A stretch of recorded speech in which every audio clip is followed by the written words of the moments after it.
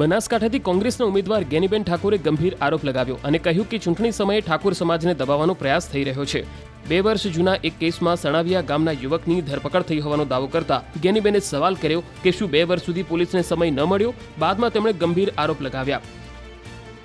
આપણા અનેક સહકારી આગેવાનો હતા, ધારાસભ્યો હતા, મંત્રીઓ હતા, પણ આપણે કોઈ આવી હેરાનગતિ નથી।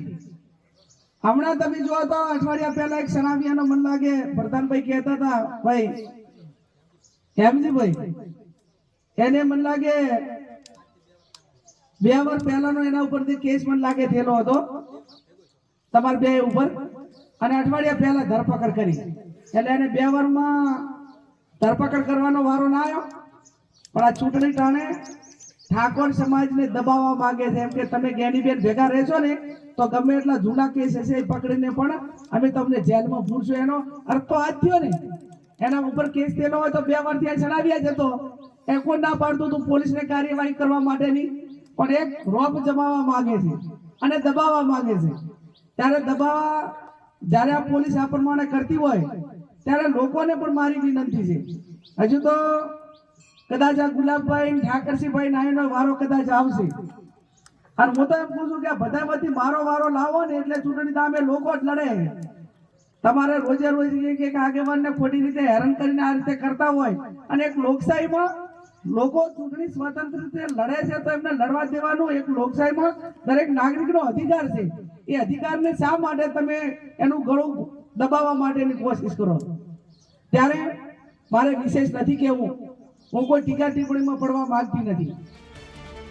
ગેનીબેન ઠાકોરે આશંકા વ્યક્ત કરતા કહ્યું કે ગુલાબસિંહ રાજપૂત અને ઠાકરસિંહભાઈનો પણ વારો આવી શકે છે। અગાઉ ગેનીબેન ઠાકોરે ભાજપ દ્વારા જિલ્લા બેંકના અધિકારીઓ પાસેથી રૂપિયાના ઉઘરાણા થઈ રહ્યા હોવાનો આરોપ લગાવ્યો હતો।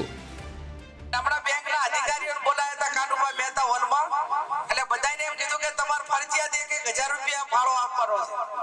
હવે અત્યારે હું અહીં આવી અને તમે મને કોઈ 11 રૂપિયા આલે, કોઈ 100 રૂપિયા આપે, 50 રૂપિયા આપે, સન્માન કર્યું, એ તમારી લાગણી છે, મારે તમારા પર ફરજ ના પડવરાય, અને ફરજ મારે કઈ તમે હું તમારા ઘરે આવીને મૂકી નથી ગઈ, પણ આ એક દબાવ, અને દબાવમાંથી નીકળવા માટે મીડિયાના માધ્યમથી આપના માધ્યમથી કહેવા માંગુ છું કે જ્યારે આરોગ્યના કર્મચારીઓને હાઈકોર્ટે ઓર્ડર કર્યો કે તમને આ કાયમી કરશો, એ ટાઈમે તમને આરોગ્યના અધિકારીઓ યાદ ના આવ્યા। તલાટીઓ એમની માંગણીઓ માટે છેલ્લા વર્ષોથી લડે છે, એમની માંગણીઓ માટે તમને ટાઈમ ના મળ્યો। ટેટ અને ટાટ પાસ કરેલા શિક્ષકોની જગ્યાઓ કેટલી ખાલી થઈ તમને ભરવા માટેનો ટાઈમ ના મળ્યો।